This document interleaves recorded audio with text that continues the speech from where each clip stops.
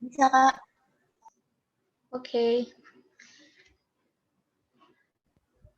Oh ya, untuk diingatkan juga buat teman-teman yang mau mengabadikan momen di webinar ini, kalian bisa screenshot, terus bisa share di Instagram kalian masing-masing, dan tag di Instagramnya Himatris juga bisa.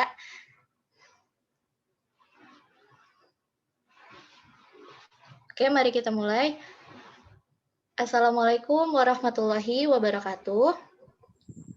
Waalaikumsalam warahmatullahi wabarakatuh. Selamat siang semuanya. Siang.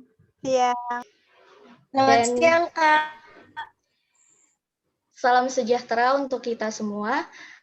Terima kasih untuk para dosen, teman-teman semua yang sudah bersedia untuk hadir dan mendaftar di acara webinar kita hari ini. Perkenalkan, nama saya Dinda Salsabila Azahra, mahasiswi semester 4 Universitas Islam 45 Bekasi, angkatan 2019 sebagai moderator di acara webinar kali ini. Saya akan membantu jalannya acara webinar kali ini selama 1 jam ke depan. Dan untuk teman-teman diharapkan mengikuti webinar ini sampai selesai, karena di akhir acara kita akan ada formulir presensi yang akan kembali diisi oleh teman-teman semua. Dan yang mengisi presensi di akhir acara akan mendapatkan e-sertifikat. Oke teman-teman, webinar kali ini kita akan membahas tentang busana muslim sebagai budaya populer. Dan seperti yang teman-teman ketahui, busana muslim saat ini sedang berkembang pesat mengikuti perkembangan zaman dan bahkan menjadi tren dan tidak lagi dianggap kuno. Nah, untuk membahasnya lebih lanjut, kita akan membahasnya bersama pembicara kita pada hari ini, yaitu Kak Ika Yuniarti Sarjana Sastra, sebagai alumni Universitas Islam 45 Bekasi. Beliau adalah kakak kelas kami yang pernah melakukan penelitian mengenai topik ini di tahun 2019 untuk penulisan skripsinya. Beliau lulus pada tahun 2019 dengan konsentrasi MCI atau English Media and Creative Industry. Dan sekarang beliau bekerja menjadi staf administrasi di Open English Project Unisma Bekasi. Oke, tanpa berlama-lama lagi, kami persilakan kepada pembicara kita untuk menyampaikan materinya. Please welcome Kak Ika Yuniarti Sarjana Sastra. Oke, terima kasih Dinda atas pembukaannya. Bismillahirrahmanirrahim. Assalamualaikum warahmatullahi wabarakatuh. Waalaikumsalam warahmatullahi wabarakatuh. Di sini saya akan memaparkan mengenai busana muslim sebagai budaya populer. Oke, diganti tolong slide-nya. Oke, pada kesempatan kali ini saya akan memaparkan bagaimana busana muslim itu menjadi budaya populer. Oke, kalian pasti udah tahu dong dengan busana muslim yang sering terlihat di ruang publik. Nah, mengenakan busana sehari-hari dengan atau tidaknya mengenakan jilbab merupakan sebuah bentuk transformasi berbusana yang terjadi berulang-ulang seiring ruang, waktu, dan aktivitas yang dilakukan oleh para perempuan muslim. Nah, hal tersebut membuat mereka terkesan seperti pakar busana dalam memahami model dalam berganti-ganti busana. Nah, banyaknya perempuan berbusana muslim, kemudian para pedagang, dan acara fashion show busana muslim perempuan sebagai indeks bahwa ruang publik itu dianggap sebagai wahana unjuk diri. Bisa diganti slide-nya? Oke, nah di sini ada beberapa tangkapan gambar saya. Di sini ada pasar dan ada mall yang menyediakan berbagai macam busana muslim dari mulai jilbab, gamis, tunik, dan berbagai macam jenis busana muslim lainnya. Dan di sini juga terlihat bahwa adanya fashion show busana muslim di tahun 2019, yaitu di Bekasi Fashion Week, tepatnya ada di Summarecon, Kota Bekasi. Nah, seperti yang saya bilang tadi, bahwa banyaknya perempuan berbusana muslim, para pedagang, serta acara fashion show busana muslim sebagai indeks bahwa ruang publik seperti wahana unjuk diri. Kemudian ganti lagi slide-nya. Oke, keberadaan busana muslim ini tidak hanya terjadi di Indonesia, maraknya penggunaan busana muslim terjadi di beberapa negara seperti di Inggris, di Amerika, dan juga di Saudi Arabia. Seperti contohnya, ada dari London Modest Fashion Week di Inggris, kemudian Abaya and Hijab Fashion Show tahun 2018 di Saudi Arabia, kemudian ada Abaya and Hijab Fashion Show di Arab.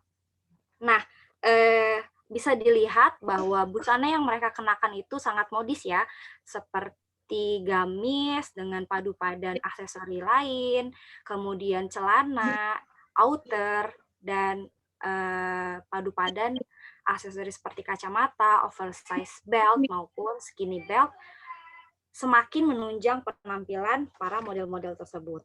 Dengan demikian, menambah kesan bahwa busana muslim dapat dimodifikasi, ekspresif, dan juga full color. Oke, bisa diganti slide-nya.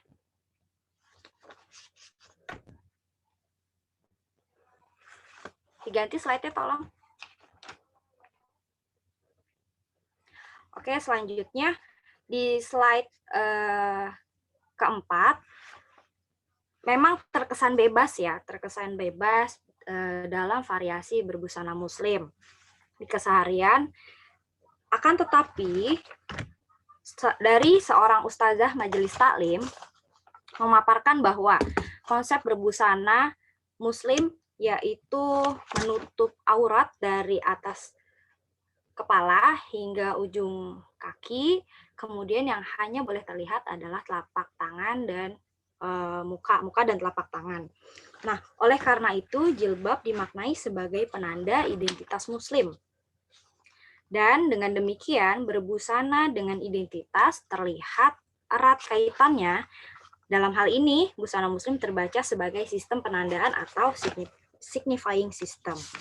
Oke, bisa diganti. Kemudian, fenomena berbusana muslim terlihat ya sebagai antara identitas dan gaya berbusana, menjadikan penggunanya bebas dalam berbusana, namun tetap mempertahankan identitas muslim. Permasalahan saat ini yaitu busana muslim tidak hanya sebagai busana yang dikenakan dalam acara keagamaan, namun juga sebagai fashion dalam keseharian. Hal tersebut menjadikan busana muslim tak hanya mengacu pada identitas agama, namun juga telah menjadi gaya hidup. Fenomena tersebut seolah-olah menempatkan perempuan dalam kondisi kediantaraan antara identitas muslim dengan industri busana. Oke, kemudian tolong diganti lagi slide-nya.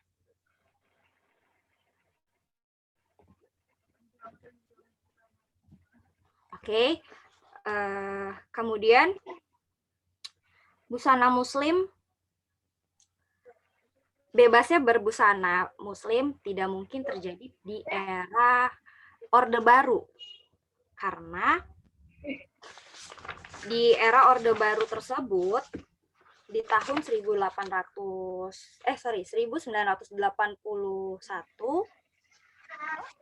sampai 1982 ada kasus di mana seorang siswi SMA N1 Jember yang dikeluarkan dari sekolahnya dengan alasan menggunakan kerudung dan dicurigai sebagai salah seorang anggota jamaah Imron. Kemudian di pemerintah Orde Baru menjalankan aksi penumpasan besar-besaran terhadap kekuatan Islam radikal seperti Komando Jihad pimpinan Warman dan jamaah Imron. Sel-sel kelompok tersebut dibongkar dan para anggotanya ditangkapi. Kemudian kasus tersebut menjadi dalih bagi pemerintah untuk semakin mencurigai perempuan yang mengenakan jilbab dan aktif di masjid-masjid. Kemudian pindah di tahun 90-an, busana muslim itu dalam ingatan populer ya, model-model busana ini muncul melalui sosok-sosok selebriti seperti Haji Neno Warisman dengan busananya yang khas, yaitu jilbab yang ditumpuk-tumpuk dengan warna senada dengan busananya. Kemudian di tahun 2000-an ada Inneke Koesherawati dengan model jilbab yang dibikin pita, dibuat seperti bunga dengan warna yang senada juga. Kemudian di tahun 2010 ada Dian Pelangi yang mencetus mode mix and match di busana muslim tahun 2010. Dan bisa dilihat busana muslim saat ini banyak sekali jenisnya. Ada yang menggunakan gamis dengan padu padan warna atau mix and match dan lain sebagainya. Oke, bisa diganti slide-nya. Nah, hal tersebut menjadikan busana muslim sebagai budaya populer. Dan hal itu berkaitan dengan kerangka pemikiran dari John Fish yang memaparkan bahwa budaya populer adalah bentuk resistensi dari budaya dominan di masyarakat. Kemudian budaya populer juga kerap kali dikaitkan dengan kepentingan komersial yang menjadikan budaya populer identik dengan kapitalisme dan menguntungkan pihak-pihak tertentu. Nah, di sini popularitas berbusana muslim terkesan bebas dan semakin terlihat. Kemudian hal tersebut didukung dengan adanya berbagai macam fashion show busana muslim seperti Muslim Fashion Festival yang ada di Bekasi Fashion Week. Ini saya hadir di acara tersebut dan audiensnya pun berbagai macam, dari mulai pelajar, kemudian wanita karir ataupun emak-emak gitu kan. Kemudian di dalam acara tersebut saya anggap sebagai wadah para perancang busana muslim perempuan untuk menampilkan karya terbaiknya. Nah, di sini busana muslim itu berperan dalam hal ekspor produk fashion di negara Indonesia gitu. Jadi profit yang Indonesia raup dari keuntungan busana muslim ini sangat besar, yaitu 10,59% di tahun 2009 sampai 2013. Nah, kemudian bisa diganti slide-nya. Dan berdasarkan paparan dari John Fish itu tadi, busana muslim dapat dikategorikan sebagai budaya populer karena yang pertama lahir dari pertentangan antara pemerintah dengan masyarakat muslim. Seperti yang tadi saya paparkan di era Orde Baru, kemudian saat ini busana muslim bukan lagi bentuk dari perlawanan negara, melainkan busana yang diterima dan menguntungkan. Nah, kemudian busana muslim juga berkaitan dengan commerce and profit, yang juga tentunya memiliki relasi dengan kapitalisme, pasar, dan juga komoditi. Nah, dinamisnya tren berbusana muslim ini memberi kesan bahwa industri busana memanfaatkan kepopuleran busana muslim. Seperti yang terlihat di slide ini, berbagai macam brand dari luar negeri maupun artis-artis public figure di Indonesia banyak mengadopsi model-model busana muslim. Nah, di sini juga tidak terlepas dari para konseptor busana muslim yang membuat atau mengkonsepkan busana muslim yang berganti-ganti di setiap minggunya. Busana muslim itu bisa berganti 2 minggu sekali dan model jilbabnya itu berganti dalam kurun waktu 1 minggu sekali, dan range harga yang yang diberikan pun 150 hingga jutaan rupiah. Nah, bergantinya model-model busana muslim membuat rangkaian fashion show busana muslim semakin terlihat di ruang urban dengan audiens dari berbagai kalangan usia dan juga profesi. Saya diganti slide-nya. Oke, kemudian konsep sebelumnya. Nah, oke. Nah, di sini konseptor busana muslim atau perancang busana bertugas untuk memodifikasi atau mengkreasikan busana muslim agar tetap sesuai syariat, namun jika dikenakan tetap terlihat cantik, anggun, dan juga fashionable. Hal ini juga berkaitan dengan busana muslim sebagai budaya populer yang berkenaan dengan hal praktis dan juga pleasure.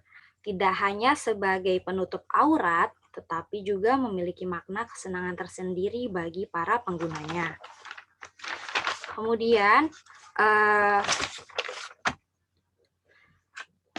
fenomena tersebut menandakan bahwa busana muslim bukan hanya sebagai identitas, melainkan sebagai tren busana yang terus berkembang dari waktu ke waktu.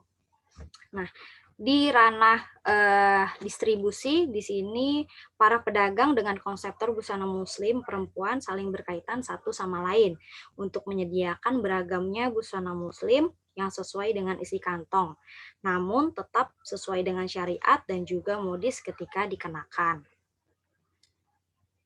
Kemudian, next slide-nya.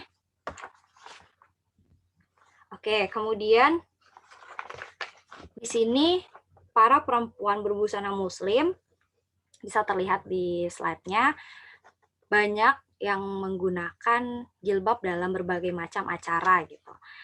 Nah, di sini kepopuleran busana muslim itu dipandang telah berubah menjadi sebuah fashion dan kebutuhan yang harus dipenuhi.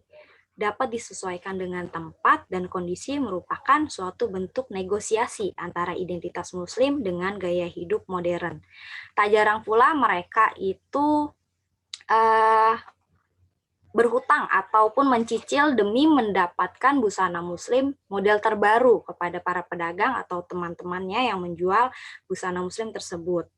Nah, sebagai konsumen busana muslim, para perempuan muslimah harus melalui segenap regulasi di dalamnya, seperti regulasi agama yang harus mereka patuhi dengan tetap mengenakan penutup kepala, kemudian atau jilbab gitu ya, kemudian ada regulasi dari keluarga yang menuntut mereka untuk berbusana muslim setiap keluar rumah, kemudian ada industri busana yang menyediakan berbagai macam variasi model busana muslim.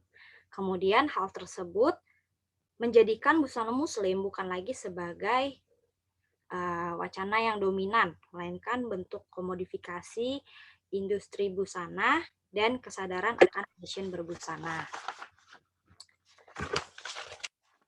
Kemudian, next, lanjut.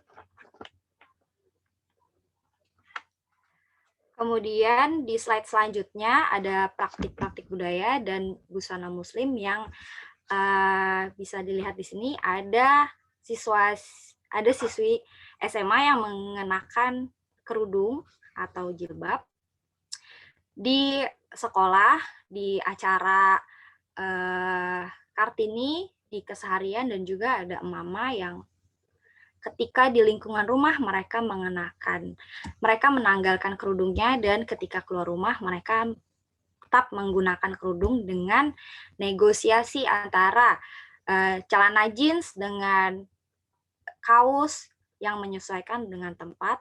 Kemudian ada juga gaun pesta yang dipadu-padankan dengan kerudung serta aksesori lain, dan juga bisa dipadu-padankan dengan seragam kerja. Nah, selalu bertransformasi sesuai dengan waktu, tempat, dan kondisi menjadikan perempuan muslimah erat kaitannya dengan mengkonsumsi produk budaya. Dengan padu padan jilbab sebagai identitas suatu agama, dengan busana lainnya Dan negosiasi menjadi jalan utama untuk tampil islami serta kekinian. Melalui segenap proses berbusana, kini mereka menjadikan busana muslim sebagai ajang selebrasi dan kesenangan untuk tampil di ruang publik. Oke, next. Oke, kesimpulan dari penelitian ini adalah identitas muslimah bukanlah sebagai wacana dominan dalam gaya busana, melainkan sebagai bentuk komodifikasi industri busana dan kesadaran akan fashion berbusana. Yang kedua, busana muslim tidak hanya erat kaitannya dengan regulasi agama, akan tetapi berkaitan dengan wacana industri busana dan juga popularitas. Yang ketiga, para perempuan muslimah merupakan masyarakat urban kota yang terpengaruh oleh globalisasi dan menjadikan mereka erat kaitannya dengan mengkonsumsi produk budaya. Negosiasi sebagai jalan utama antara identitas agama dan juga modernitas. Dan yang terakhir adalah busana muslim bukan hanya erat kaitannya dengan ketaatan beragama, akan tetapi berkaitan pula dengan kesenangan dalam berbusana. Sekian dari saya. Terima kasih. Wassalamualaikum warahmatullahi wabarakatuh. Waalaikumsalam. Terima kasih banyak buat Kak Ika yang udah sharing nih sama kita. Sangat bermanfaat ya teman-teman ilmunya. Oke, kalau bisa saya simpulkan bahwa visibilitas busana muslim itu maksudnya kita dapat melihat berbagai macam busana muslim yang ada di ruang urban seperti pasar, mall, dan acara fashion atau di media lainnya. Permasalahan saat ini, sekarang busana muslim tidak hanya sebagai yang dikenakan dalam acara keagamaan, namun juga sebagai fashion dalam keseharian. Fenomena ini seolah menempatkan perempuan dalam kondisi di antara identitas muslim dengan industri busana. Lalu juga dijelaskan tentang sejarah hijab di masa Orde Baru hingga saat ini. Di perkembangan industri busana muslim di masa sekarang ini, perkembangan busana muslim tidak hanya terjadi di Indonesia saja, tapi sampai ke Inggris, Amerika, bahkan Saudi Arabia. Busana muslim juga tidak terlepas dari aturan-aturan berbusana, seperti yang tadi sudah dijelaskan, harus tertutup dari ujung kepala hingga kaki, dan berbusana dan identitas berkaitan sekali sebagai sistem penanda. Busana muslim juga sudah sebagai gaya hidup para perempuan muslimah. Dan kenapa busana muslim menjadi budaya populer? Karena budaya populer merupakan bentuk dari resistensi budaya dominan masyarakat. Oke teman-teman, saat ini kita beralih ke sesi tanya jawab. Saya akan membuka 4 slot pertanyaan, dan bagi teman-teman yang ingin bertanya, silakan bisa bertanya langsung lewat Zoom atau lewat chat, dan sebut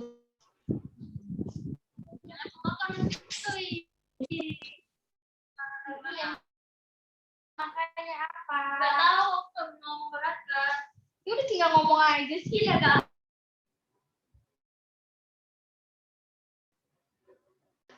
Teman-teman ada yang ingin bertanya?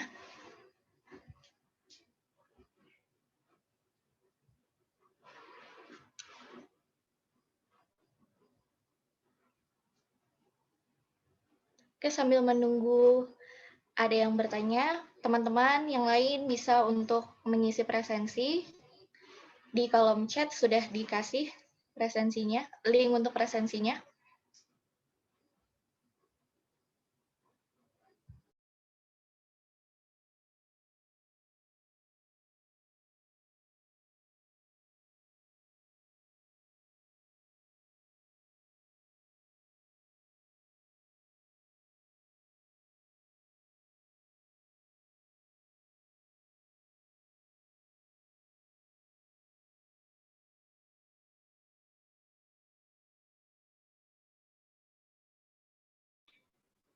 Teman-teman gak usah takut-takut ya buat nanya.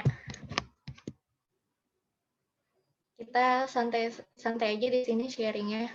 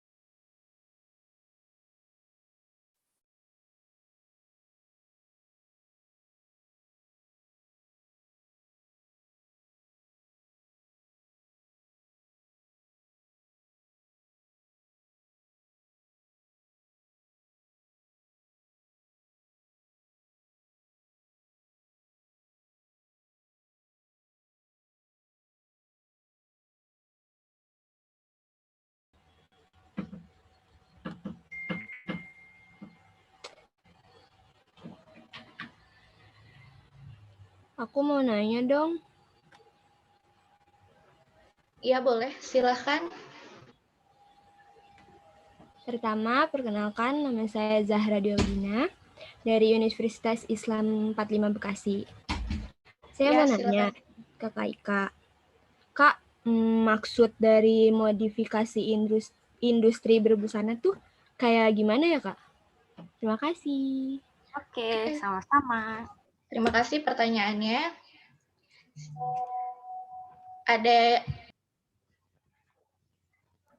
Kita menampung 4 pertanyaan dulu, baru nanti Kak Ika menjawab.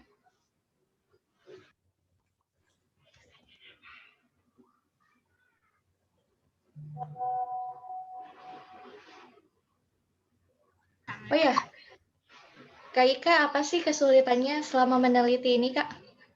Apakah ada kendala atau kesulitan selama meneliti ini? Alhamdulillah dalam meneliti ini saya tidak ada kesulitan karena sebelum pandemi ya. Jadi kebetulan ini penelitian secara etnografi, jadi saya dalam waktu sebulan itu alhamdulillah udah bisa ngumpulin semua datanya. Jadi saya bisa hadir di fashion show, saya bisa wawancarain perancang busana, saya bisa wawancara si audiensnya, yaitu masyarakat, emak-emak, kemudian para mahasiswa, segala macam deh. Jadi, alhamdulillah kesulitannya hanya sedikit aja gitu. Terus, apa sih Kak yang membuat Kakak tertarik untuk meneliti topik ini gitu? Apakah ini relate juga untuk Kakak atau apa ya, gitu? Jadi, saya tertarik dalam meneliti busana muslim ini karena ketika saya pergi ke ruang-ruang publik, contohnya naik KRL atau naik bis gitu ya, kok saya doang yang nggak pakai kerudung, saya bilang. Dan itu terlihat seperti, wah jangan-jangan nih busana muslim udah jadi seragam nasional nih, saya doang yang nggak pakai kerudung nih. Soalnya saya kan emang tidak mengenakan busana muslim ya, jadi saya tertarik untuk meneliti hal itu karena menurut saya kenapa bisa busana muslim itu menjadi hal yang sekarang itu lumrah dilihat, banyak dijual belikan dan juga populer di media maupun di real life gitu loh. Oke.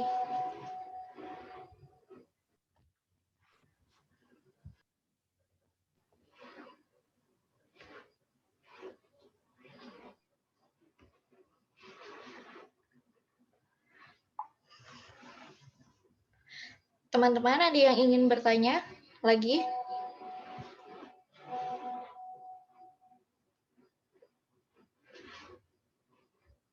Oh ya Kak, kan saya juga udah udah mau masuk semester 5 nih, udah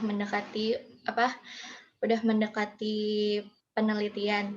Nah, kira-kira ada tips nggak nih dari kakak yang sekiranya bisa ngebantu teman-teman semua, gimana kalau mau melakukan penelitian yang terjun langsung ke masyarakat gitu, Kak? Kalau yang pertama ya, menurut saya itu yang pertama, jadi kalian harus benar-benar niat dulu untuk bisa neliti dan ada niatan ingin lulus tepat waktu gitu ya. Kalau kalian udah ada niat, kemudian harus dijalanin walaupun itu pelan-pelan tapi harus konsisten. Kayak misalnya nih, minggu ini kalian harus punya planning. Oh iya, wawancara partisipan A untuk dapat pola ini gitu. Terus wawancara partisipan B untuk dapat pola yang ini gitu. Nanti setelah hasil wawancara, terus foto-foto, data-data yang kalian kumpulin, jika masih kurang yang ada di lapangan, kalian bisa tambahkan melalui website-website yang ada, melalui metode archiving di internet, di jurnal, di buku-buku lainnya gitu. Jadi pertama niat dulu gitu. Dan konsisten intinya. Oke. Terima kasih Kak tipsnya. Sangat berguna sekali ya buat teman-teman yang ingin melakukan penelitian.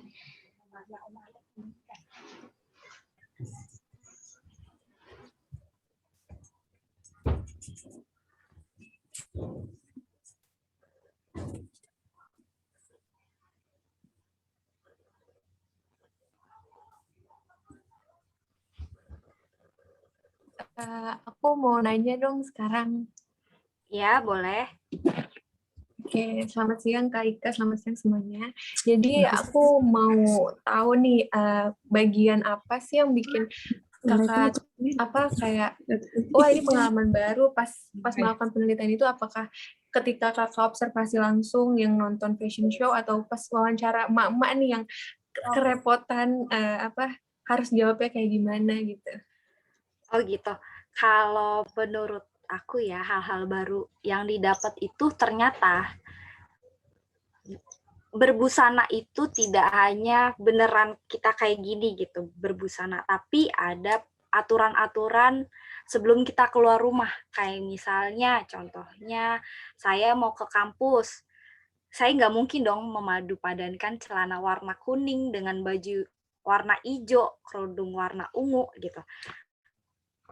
Pasti nanti orang-orang ngelihatnya tuh, ih kok nih orang aneh banget bajunya, tabrak-tabrak gitu kan.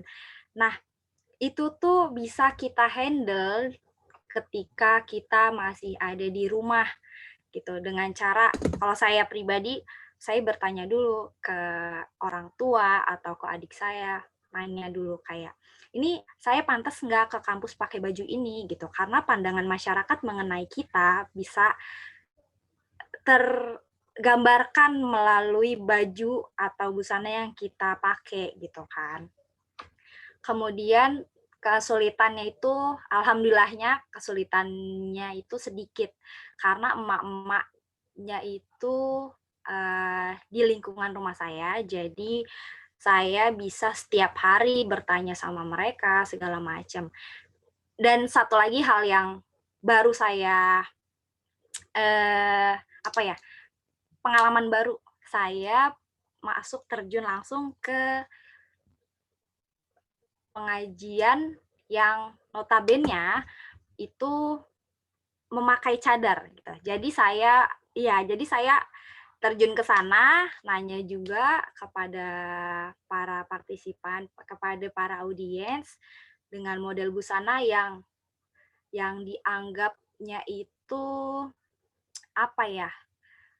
kaku gitu ya, monoton, warnanya gelap dan segala macam gitu. Tapi itu menyenangkan juga karena saya bisa interaksi sama mereka, ikut pengajian mereka juga gitu ya. Oke Kak, ini apakah sudah jelas tadi Nurul penjelasan dari Kak Ika dan sudah bisa diterima? Udah jelas banget. Jadi intinya Kak Ika ini lebih tahu tentang bagaimana mix and match warna untuk berpakaian muslim yang cocok gitu untuk sesuai occasion-nya gitu ya Kak. Ya, betul. Busana yang dikenakan itu pastinya sesuai dengan waktu dan tempat gitu loh. Oke, terima kasih Nurul dan terima kasih Kak Ika udah ngejawab pertanyaannya. Oh ya Kak, ada lagi pertanyaan nih dari Aprilia Dewi Islami. Apakah ada tantangan atau kesulitan dalam merumuskan hasil penelitian yang didapat dari key informant atau informan? Tantangan atau kesulitan dalam merumuskan hasil penelitian. Menurut saya ya,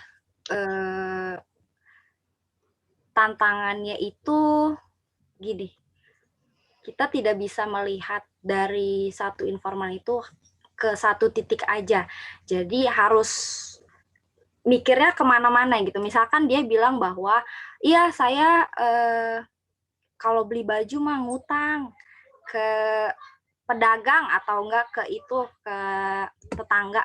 Nah, berarti di situ ada hal apa? Berarti yang pertama ada keterkaitan ekonomi misalkan, di mana si orang ini harus membagi-bagi dana mereka gitu untuk makan, misalnya untuk keluarga atau untuk yang lainnya, dan untuk fashion diri sendiri gitu. Nah, di situ bisa kita tarik, oh ternyata ada kepentingan ekonomi gitu.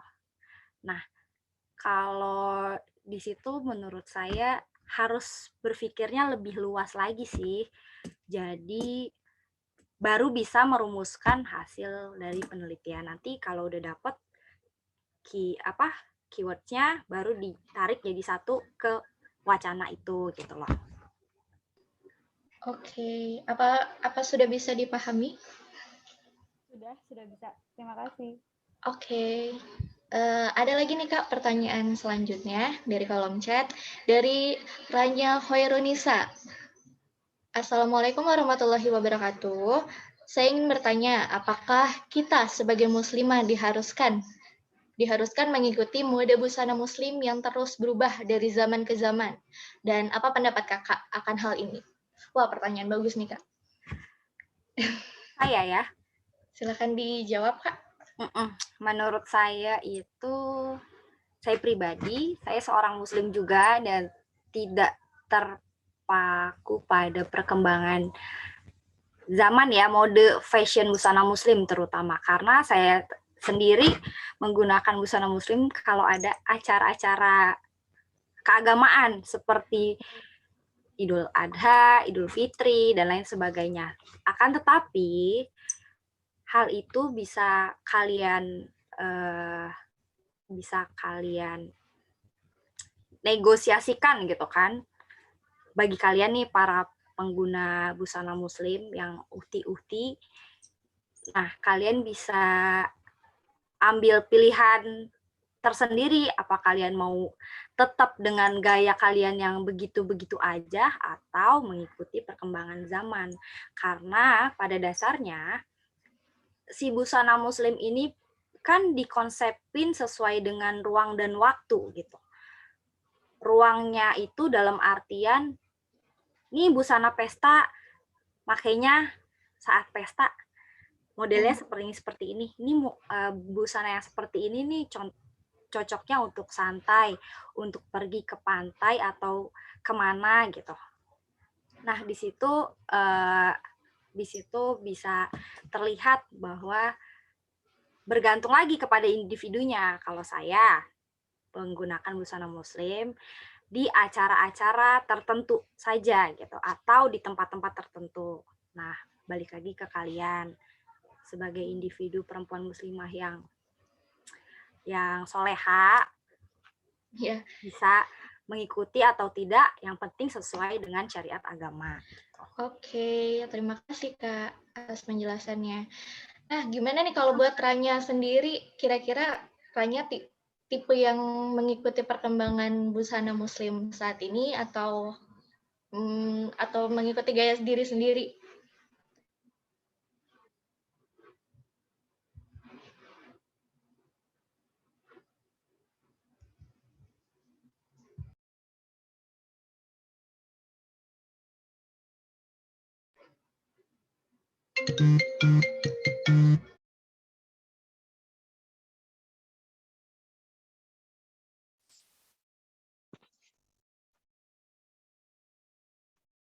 Oke, kita ke pertanyaan selanjutnya aja ya, Kak.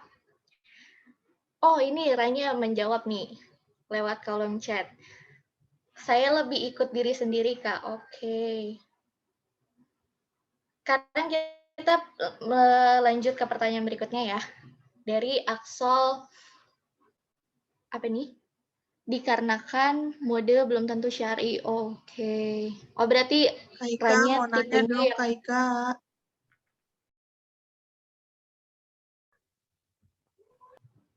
Ya, silahkan. Kapannya?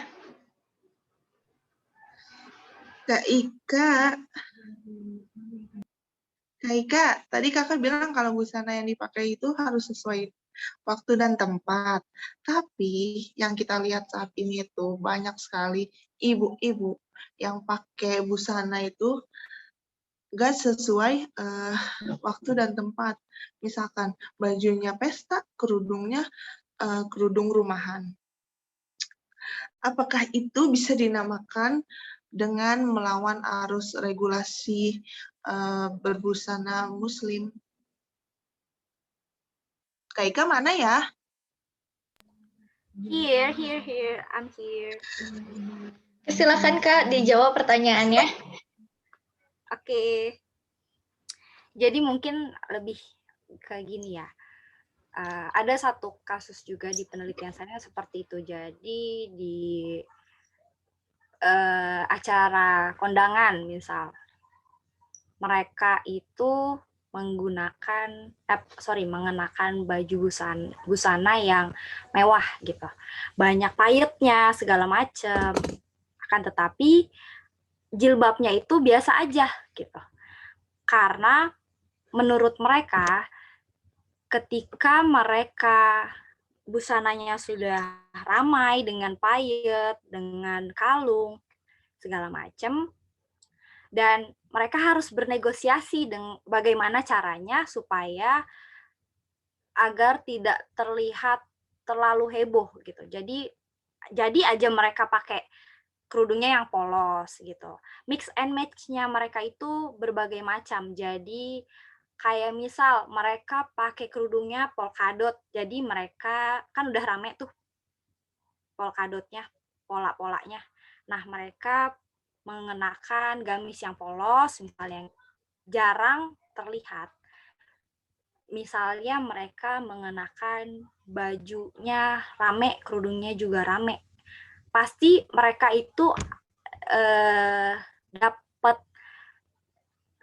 dapat nyinyiran, misalkan, ih kok rame banget sih gitu, kerudungnya, bajunya gitu. Nah, itu suatu bentuk regulasi masyarakat juga yang akhirnya memaksa mereka untuk bernegosiasi dengan pakaian mereka gitu loh.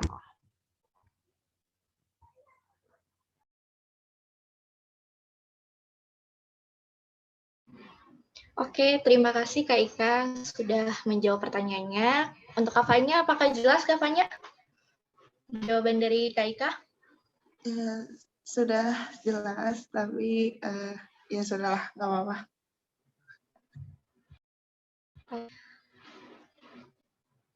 Wah, ternyata banyak yang lewat chat nih nanyanya. Dari Aksol Firdaus. Selamat siang Kak, saya mau bertanya perbedaan signifikan apa yang terjadi pada busana muslim dari zaman dahulu sampai saat ini, selain dari contoh yang Kak Ika sampaikan. Oke, ini bicara modelnya ya, atau bicara historisitasnya. Kalau misal bicara model, itu tadi yang saya paparkan, perubahannya itu dapat berganti-ganti sesuai dengan tahun atau si icon-icon saat ini gitu. Misalnya tahun 90-an ada Neno Warisman, tahun selanjutnya ada si Dian Pelangi dan lain sebagainya gitu. Jadi menurut saya busana muslim yang dikenakan itu, busana muslim yang berkembang di Indonesia itu berbagai macam. Mengikuti arus model, kadang nanti mungkin bisa jadi ke depannya model-model zaman dulu bisa keluar lagi gitu, sesuai dengan konseptor busana muslim dan juga bagaimana pedagang atau para distributor busana muslim menjual belikan busana tersebut gitu. Oke, terima kasih Kak atas jawabannya. Apakah sudah jelas jawabannya?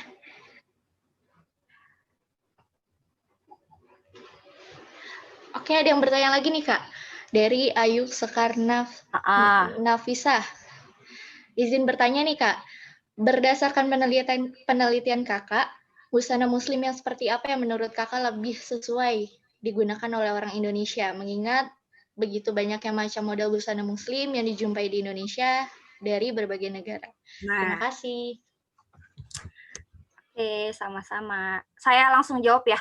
Ya, boleh. Silakan Kak. Di sini kan Indonesia tuh banyak masuk budaya ya, kayak western segala macam. Nah, menurut saya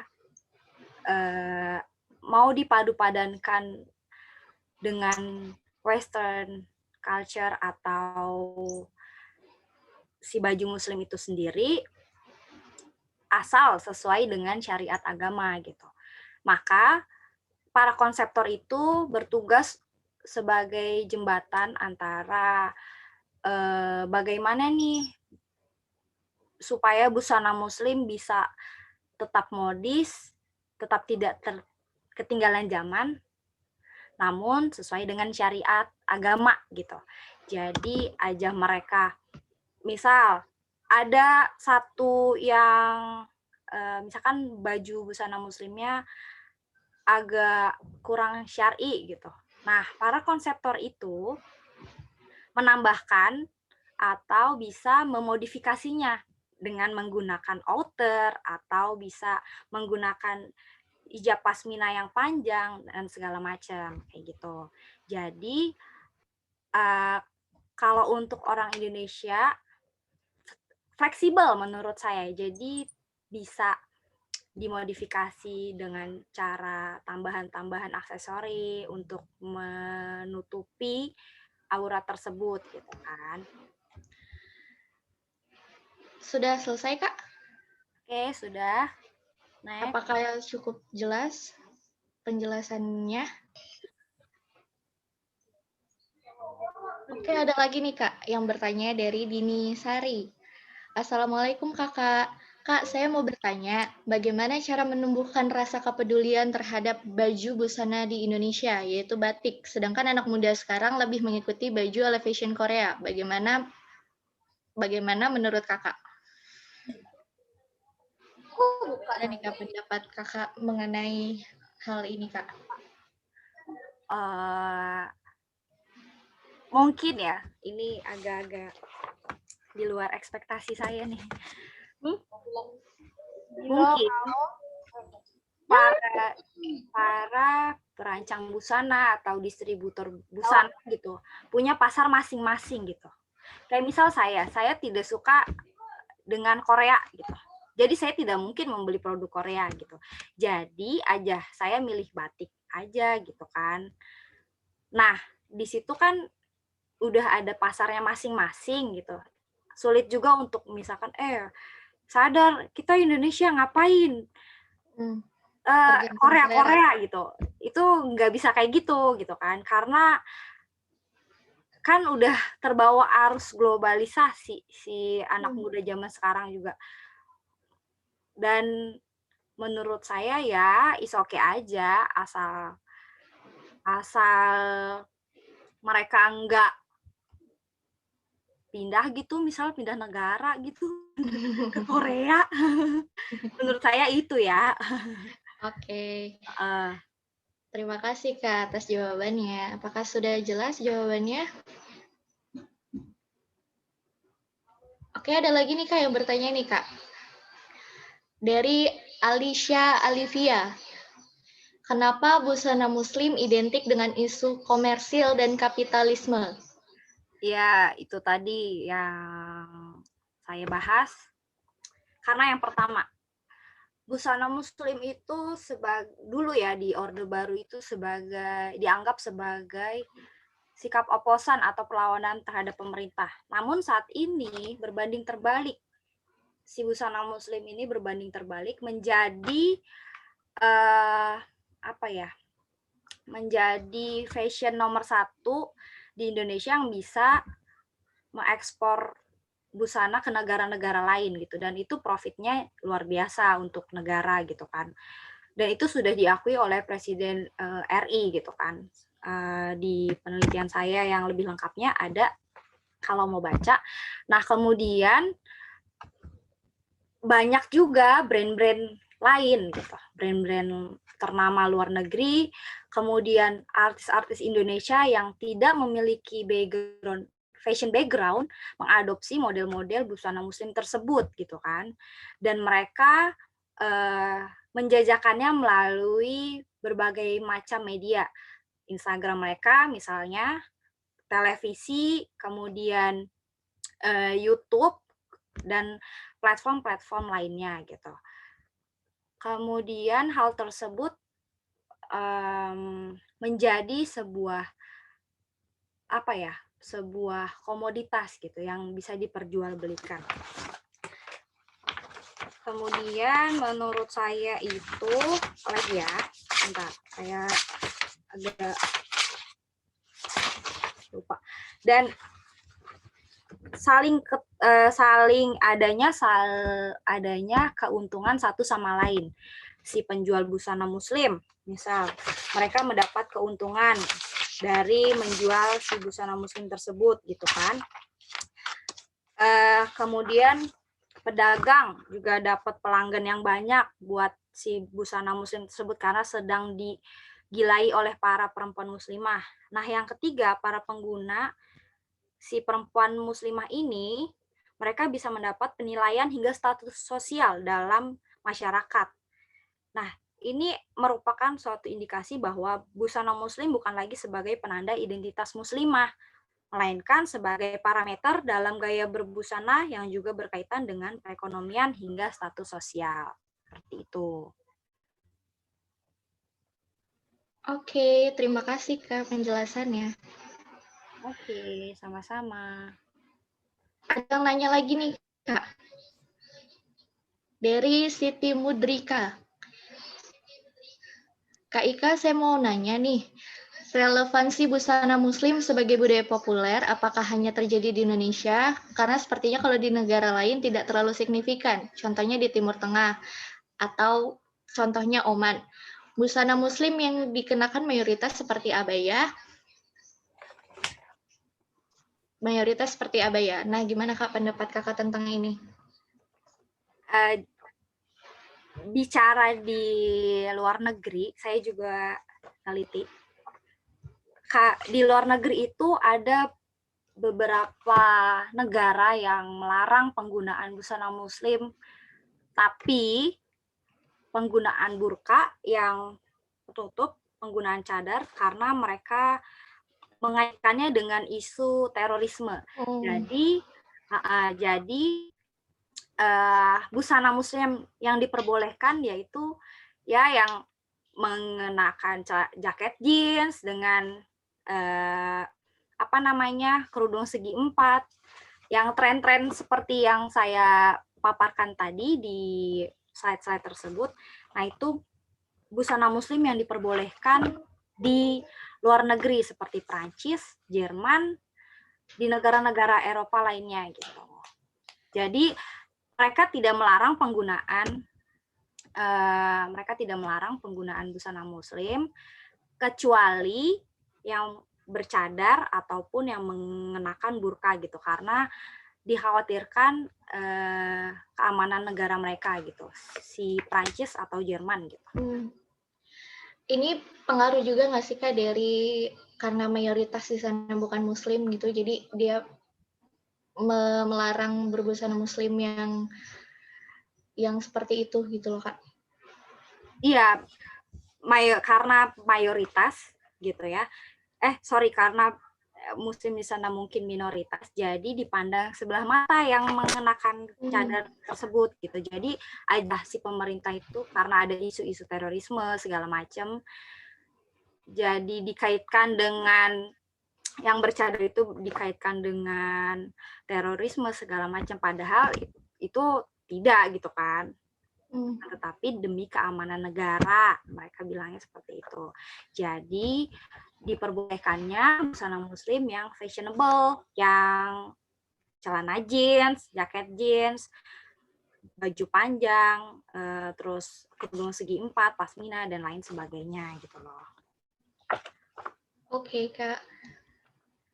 Saya rasa sesi tanya jawabnya sudah cukup, karena waktunya juga sudah hampir habis.